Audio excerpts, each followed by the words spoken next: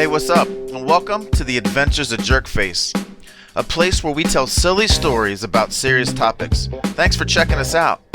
Each week, we give some thoughts and tips to help you become the best version of you. I'm your host, Brian, and let's get started. We live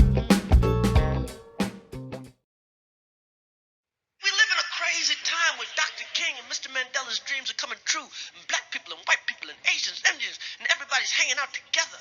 They have interracial posses. It's unbelievable what's going on, man. Unbelievable. Unbelievable. Unbelievable. All my black friends have a bunch of white friends, and all my white friends have one black friend. That's a memorable punchline of a Chris Rock bit from 2009 on interracial friendships. Research backs this joke up. A survey conducted by the Public Religion Research Institute found that while 65% of black Americans reported only having black friends, 75% of Americans said they had only white friends in their social circle, and the average white person's network is only 1% black. In addition to these stats, I found that black people usually talk to black people about black people, white people things, and white people usually talk to white people about black people, white people things. But black people and white people don't usually talk with white people and black people about black people and white people things. All that to say, this story, it's my attempt to show what these types of conversations could look like and what situations they might lead to. And more importantly, it is to demonstrate the type of things that happen inwardly and outwardly during the journey from being a jerkface towards becoming anti-racist. I am forever grateful to the many who sat with me, or sat me down in some cases, invited me to the conversation, and taught me with their stories, and who continue to do so. Jerkface's interactions are representative of the many conversations I've had over many, many years. My biggest hope is to be part of the larger conversation needed to create critical mass to abolish racism. So, without further ado, Jerkface never knew that people different than him that lived in the USA actually experienced a different USA than he did. That's what he thought as a kid, and that's what his family, friends, and church thought too, and they thought anyone who thought differently was wrong. Even worse, since Jerkface had a friend who was different, he didn't know he was racist. I suppose by now you know how he earned his nickname. He was a real jerkface. One day, Jerkface wondered why he got so angry when his friends on social media called him a racist, and he prayed to God, "Why are they so mad at me?" The next day, he came across a friend's post that quoted Martin Luther King Jr. saying, "I must make two honest confessions to you, my Christian and Jewish brothers. First, I must confess that over the past few years I have been gravely disappointed with the white moderate. I have almost reached the regrettable conclusion that the Negro's great stumbling block in his stride toward freedom is not the white citizens' counselor or the Ku Klux Klaner, but the white moderate, who is more devoted to order than to justice, who prefers a negative peace, which is the absence of tension, to a positive peace, which is the presence of justice, who constantly says, "I agree with you in the goal you seek, but I cannot agree with your methods of direct action," who paternalistically believes he can set the timetable for another man's freedom, who lives by a mythical concept of time, and who constantly advises the Negro to wait for a more convenient season. Shallow understanding from people of goodwill is more frustrating than absolute misunderstanding from people of ill will. Lukewarm acceptance is much more bewildering than outright rejection. Jerkface began to realize that somehow inside he was a racist. Not a Klansman type of racist, but a white moderate with a lukewarm acceptance type of racist. Jerkface then prayed to God, "Set me free." And in spite of the fact that Jerkface didn't really know what that meant,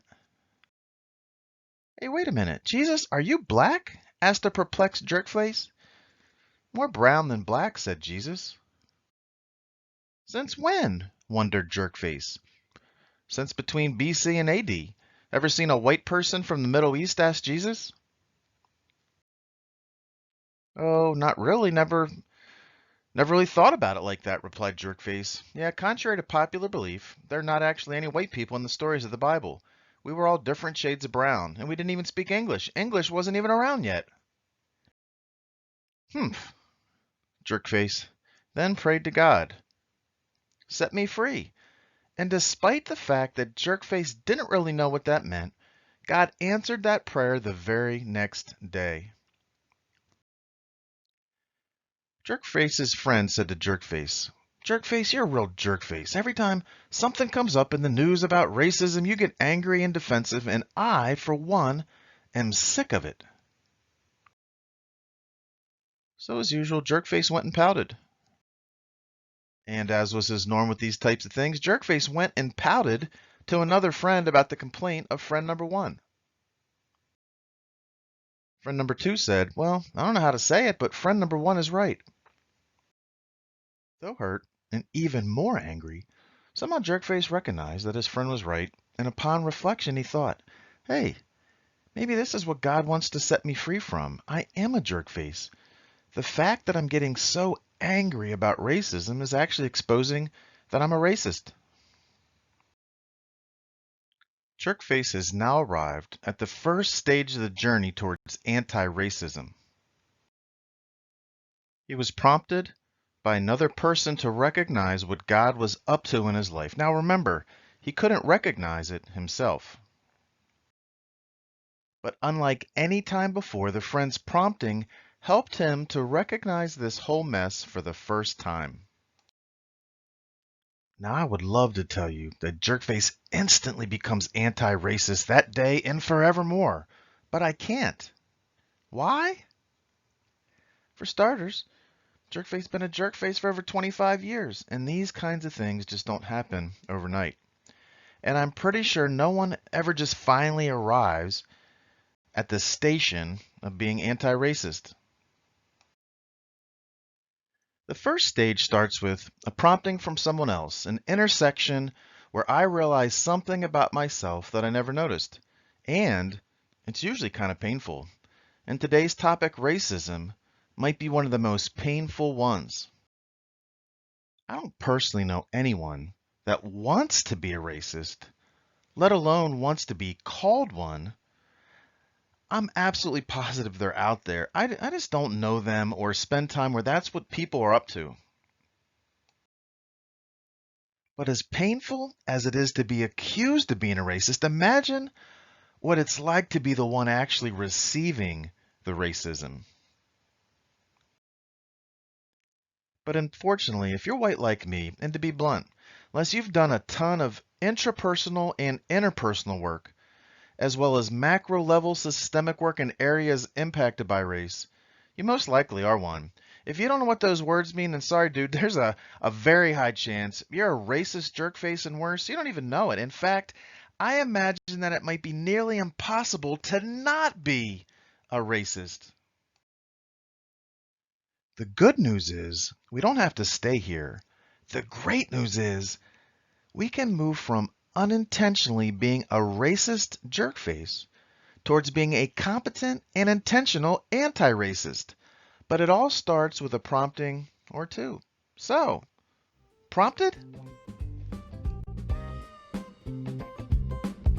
Thanks for joining us this week on Adventures of Jerkface. Make sure to visit us on social media or on our website, jerkfacepodcast.com, where you can subscribe to the podcast. You can also subscribe on your favorite podcast app Look for Adventures of Jerkface, or if you want to watch the show in video format, check us out on the Jerkface Podcast YouTube channel. And until we meet again, stay prompted, Jerkfaces.